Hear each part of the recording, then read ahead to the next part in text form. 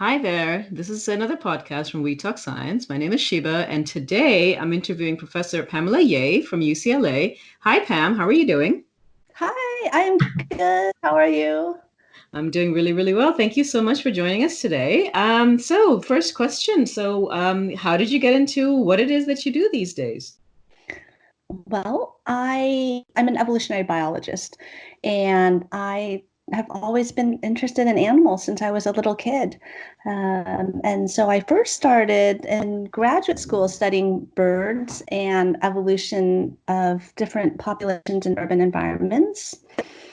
And a few years later, that sort of changed a little bit in terms of the study system. I started working on bacteria and antibiotics. So it's very different from birds, but I think the big study question is still the same. The big question I'm trying to ask, which is what happens to populations when they invade new environments or when they when the environment changes very quickly, how do they evolve? And now I've been, doing a lot of work on bacteria and drugs and drug combinations, and I've been really interested in looking at stressors besides drugs. We can think of drugs as stressors for bacteria, but there's a bunch of other stressors. Just like in our lives, we have a lot of things that are that stress us out and can change the way we behave. And the same thing with bacteria. They have a lot of different stressors in the environment that can change the way they do things too. Okay, so first birds and then bacteria. What is the main difference then? The research question you said is the same pretty much. How do birds adapt to different stressors in their environment, and how do bacteria react to stressors in their environment? Have you seen any differences and similarities between those two systems that you've studied so far? Oh, wow. That's a great question. And I will say that one of the main reasons I switched from birds to bacteria primarily, and now I'm working on both, but honestly, field work is really hard. And the truth is, after 6 or 7 years, I was fairly exhausted, and I was just physically exhausted. But the other thing was that with the bird work, at the time, there wasn't a ton of genetics. There weren't a lot of manipulative tools because I was looking at birds in the natural population. So I only had a sample size of one at the time. And I was a little bit dissatisfied with some of the hand waviness of the answers I was giving. I said, well, this is most likely what's happening. This is what we think is going on. This is very suggestive of, right? And so I got a little bit frustrated by that. And I wanted a system that I could still ask the same questions, but I could really get at the details and I could get at the genetics and I can have huge population sizes and tons of replicates and have really controlled environments. And I think with the bacteria, it's one of the easiest systems to do that. And you lose something, though. What you lose is you lose the natural population context. And in the behavior, there is some behavior in bacteria, but it's not nearly as I think complex and interesting as what's going on in the birds, of course. And then there's some things that is just very hard to do, like to look at sexual selection in bacteria. We essentially don't do that. So there are some trade-offs. And so the reasons we study both now is that both of these systems give us some advantages depending on the specific question we want to ask. Oh, that's really interesting. So tell us more about your bacteria work. If I understand correctly from when I first met you, you were talking about modeling bacteria growth and also adaptation to stressor environments like antibiotics. So I'd love to hear more about that one. Yeah. So we started off thinking about how can we use drugs in combinations in the most optimal way.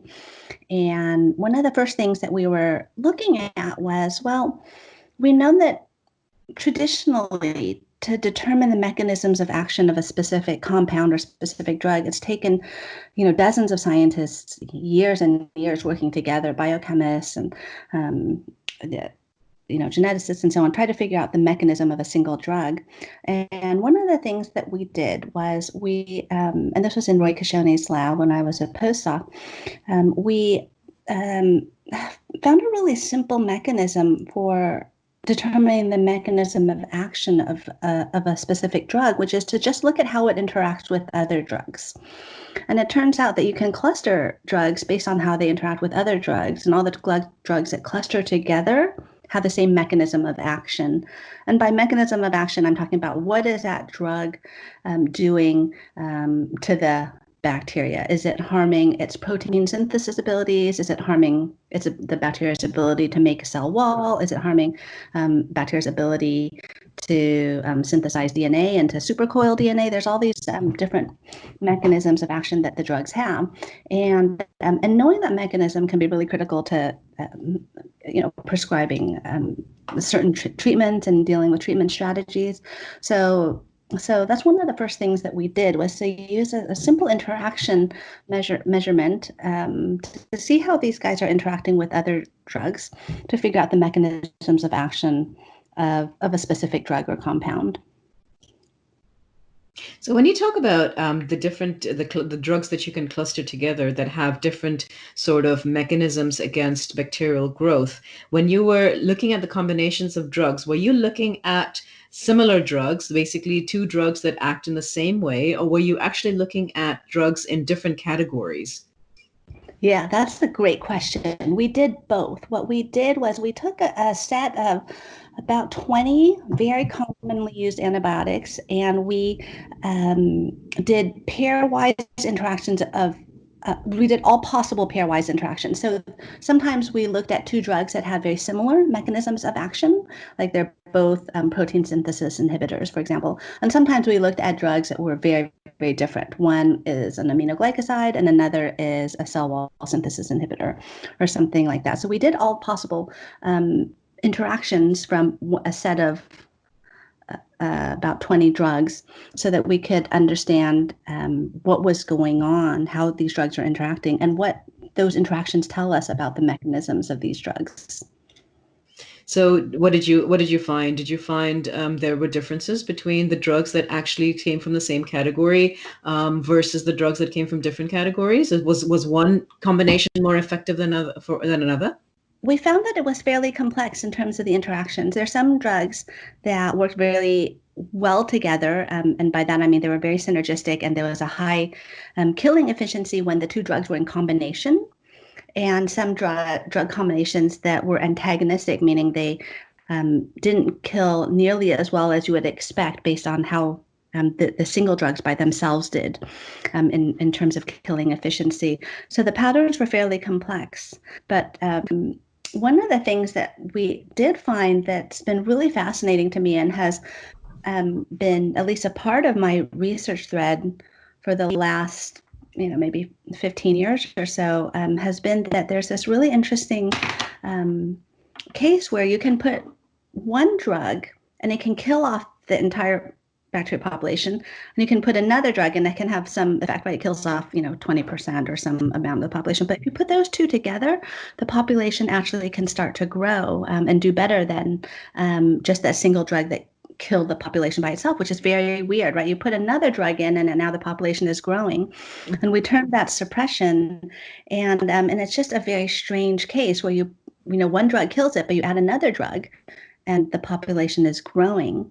So, as an evolutionary biologist, one of the things I thinking about when you see something weird like that is that is going to give you a strange fitness landscape. You're going to think, okay, this is something unusual here. And it turns out about 10% at that, I think, of those drugs, we did, a handful of, several hundred different combinations, and about 10% of them ended up being suppressive interactions.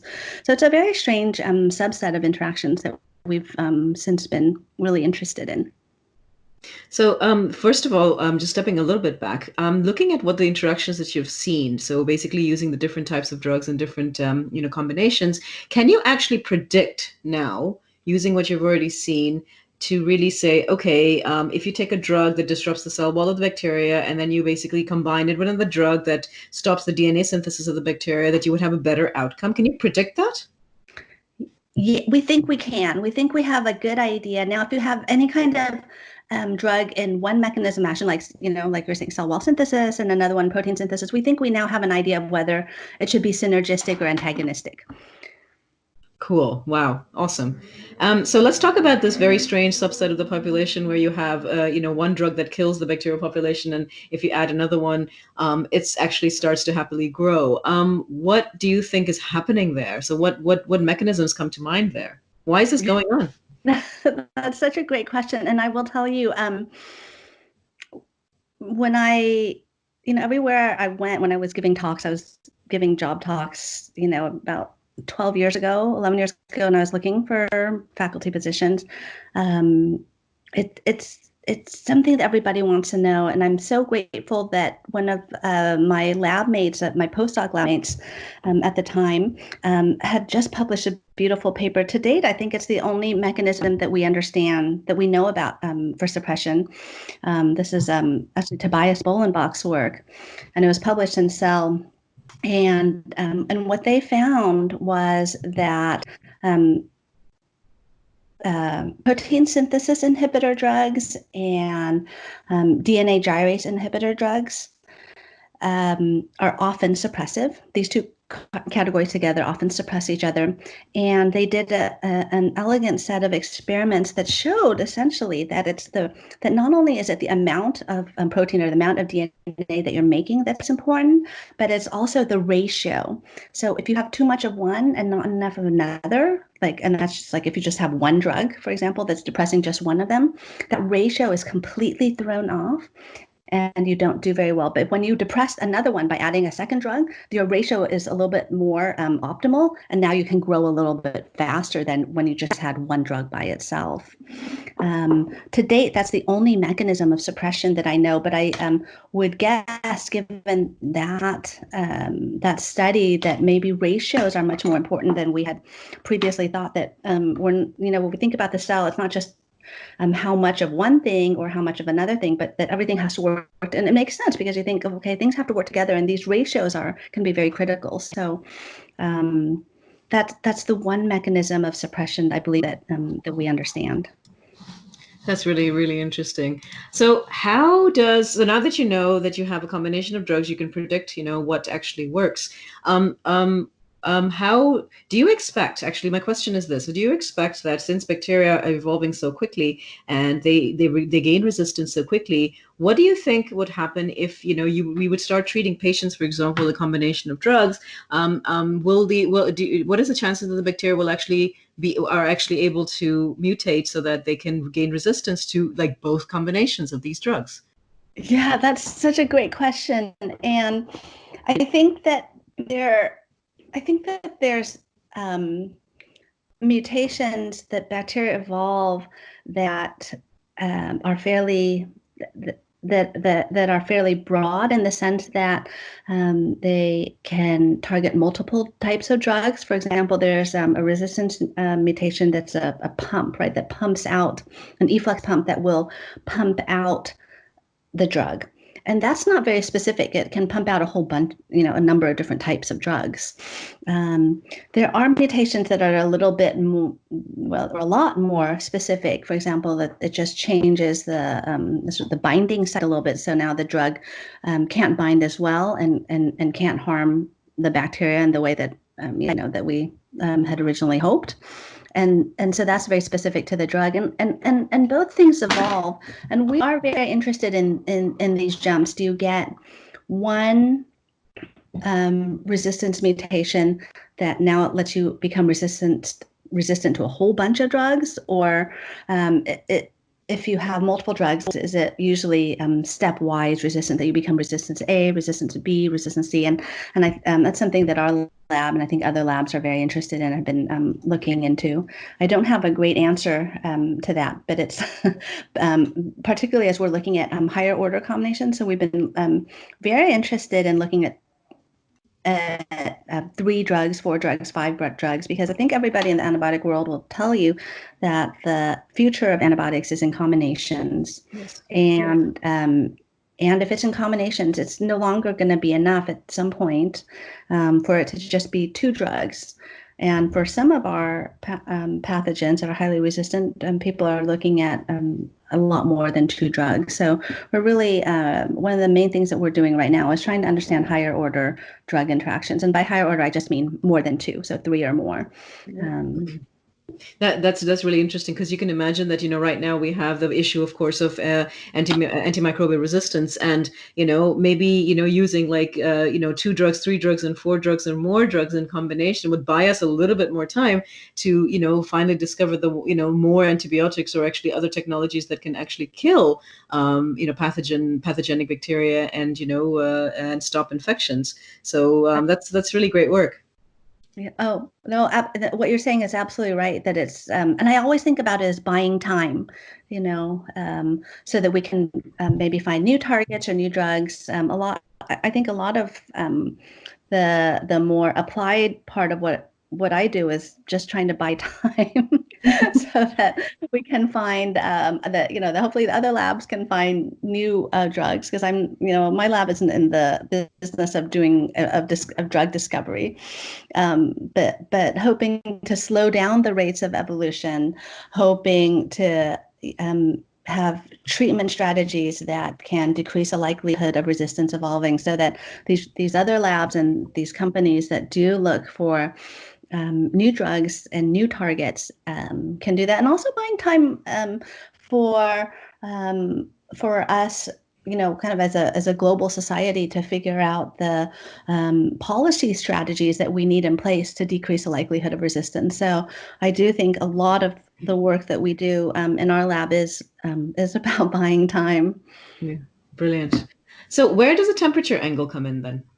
Yeah. Oh, great question. That's something we're really excited about. We have a lot of people working now on antibiotics and temperature, and we started to think about all the stressors that bacteria have to deal with. And one of the things that we were thinking about was, well, one of the most ancient stressors has to be temperature, because they're, to deal with whether it's to deal with temperature fluctuations or just to deal with extreme temperature environments. And so it's not just drugs that can stress out a bacteria. It's, all these other things like temperature and nutrients. And so we wanted to look at other stressors besides antibiotics. And we wanted to see how generalizable are, we have some ideas now about drugs and higher order drug interactions, but what can we say about other stressors? Because drugs are only one small part, I think, of what bacteria face. And what about something like nutrients, something like temperature, there's a lot of other stressors that bacteria face.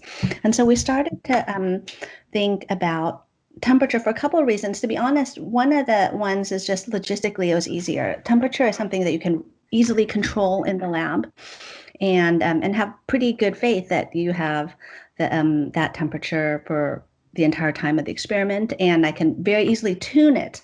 I wanted something that, just like drugs, I could tune. It wasn't a yes or no. It was, this is 22 degrees Celsius, and this is 24, and I could really make fine changes. And go all the way up until they can't survive, and very extreme temperatures. And the other reason that we thought about is that one thing I think that there's, over the last probably decade, maybe longer, maybe 2 decades, there's this increasing realization that microorganisms like bacteria are responsible for a lot, right? There's this huge burst of research in the microbiome, and of humans and animals and plants and so on, realizing the roles that they play in our health and our well-being, and in different populations, ecology and evolution. And so one of the things that we were thinking about was that there doesn't seem to be a ton of attention placed on the fact that there's so many microbes in the world, and at the same time we have this pretty clear warming pattern, right? Or at least changes in the global environment with regards to temperature and not just mean temperatures, but extreme temperatures, the amount of fluctuation that we're going to get. And so we started to wonder how important this interaction between temperature and bacteria products like antibiotics would be in the natural world. And so that's been a real focus of my lab the last few years, is to try to get a handle on and really try to understand temperature and drugs, particularly drugs and antibiotics in combination. As we expand the types and the numbers of stressors that we look at for a population of bacteria. Cool. That is really amazing. So, the thing is that, all these stressors of bacteria, on bacteria by temperature and things like this can actually make the world a little bit more dangerous for us, right? Yeah, exactly. That's what we're kind of wondering about and concerned about, because there have been some really beautiful studies by other labs and in vitro that show that if bacteria are adapted to heat, they can also become resistant to certain antibiotics as well. So there have been some really interesting hints of the interactions between resistance evolution and temperature, and we really wanted to do a deep dive into that and have a kind of try to have some baseline ideas of what's out there and how do we expect that things might change. Very cool. So we'll wait for that, for those papers to come out, because I think that is very, very interesting in terms of, especially the implications of, of treating patients that are infected with pathogenic bacteria, of course, right?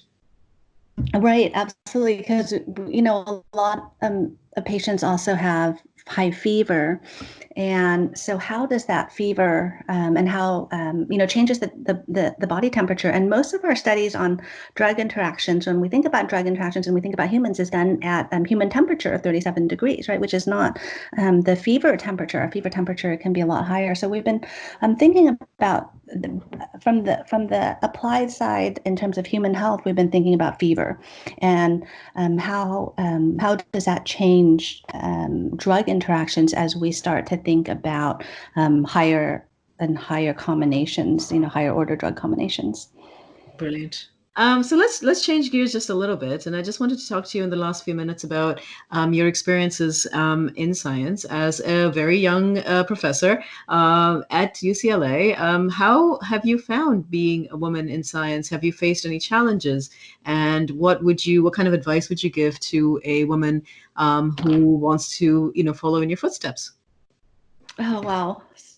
I should say that I feel like I'm early on enough in my career that I'm I'm always a little bit hesitant to give too much advice because I want to because I feel like I'm in some ways I'm still going through it. It's not like I've like, oh, everything is great now. Everything is perfect. So, but I feel like I have learned some things, and I will say that I've loved being at UCLA. UCLA has been a wonderful place for me. I did have another faculty position just for several years before UCLA um, that was much less wonderful. And so here's some of the, without going into details, I mean, I can, but maybe I don't know if that's what your listener wants to hear about. I will tell you some of the lessons that I've learned. One of the first things I learned, particularly from that first faculty position, is if there is anything that seems weird, anybody behaving weirdly to you, or harassing you, just becoming crazy or obsessed or anything like that, you should talk to people immediately. I think I had this idea that I'm just going to put my head down. I'm going to just work right through it. And you also doubt yourself. You're like, what? Did he just say that? Did he just do that? What is that? Right? That you just think you like, I think I don't know what it is, because I'm not a psychologist. I don't know if your mind's trying to protect you from what's going on. But I think I was in some kind of denial where I was like, no, he didn't just say that. He didn't just do that.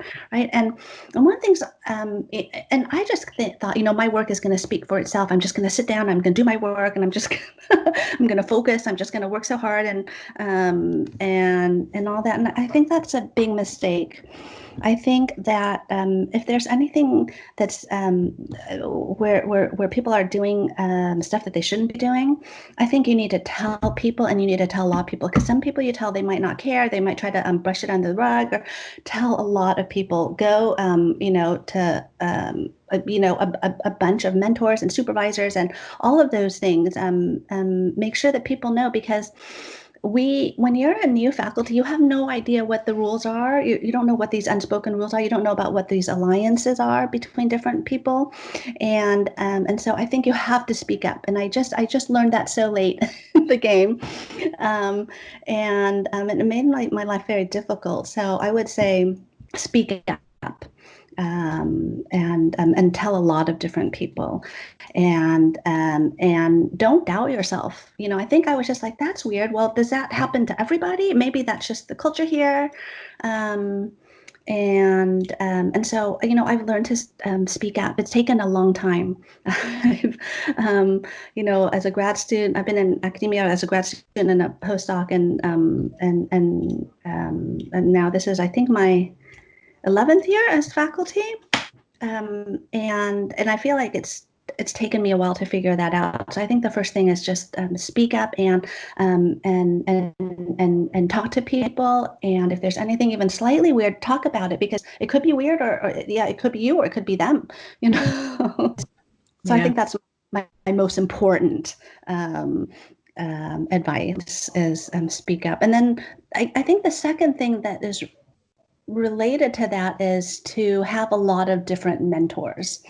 Um, and because people are good at different things. Somebody could be great at research and giving you research advice. Other people could be great at advising their students, or giving you advice on how to pick postdocs and graduate students for your lab, and how to help them get through the process. And other people could be great at dealing with teaching issues and how to help students who are struggling. And so I think having a bunch of different mentors is also really good, and can be really, really helpful to you. And one of the things I try to remind myself now is that I've had a lot of help, especially at UCLA, great mentors, great people there. And I try to pay that back in whatever way I can. Like I said, I don't feel like I'm like this font of knowledge. So sometimes I'm a little hesitant to give advice, but I remember the help that I got as a junior faculty, and it's very recently that I'm no longer junior faculty. And so I try to help. And I think that part is really important too, is that once you get your job, and once you get tenure, I think it's really important to pay that back in terms of mentoring our junior faculty and mentoring younger faculty. So essentially, first of all, when you are going through the process, you need to find allies, and then when you are there, when you've gotten tenure, be an ally. So it's essentially what you're saying, right? Yes, yes, yeah. You actually said it way better than I. No. My wordy way of no, that's exactly right. Find allies and then be an ally. Absolutely. Thank you so much once again. And, to all the listeners out there, thank you also for following this. And until the next time, thanks, Pam. Thank you so much, Shiva. So nice talking with you. Brilliant talking to you as well. Thank you.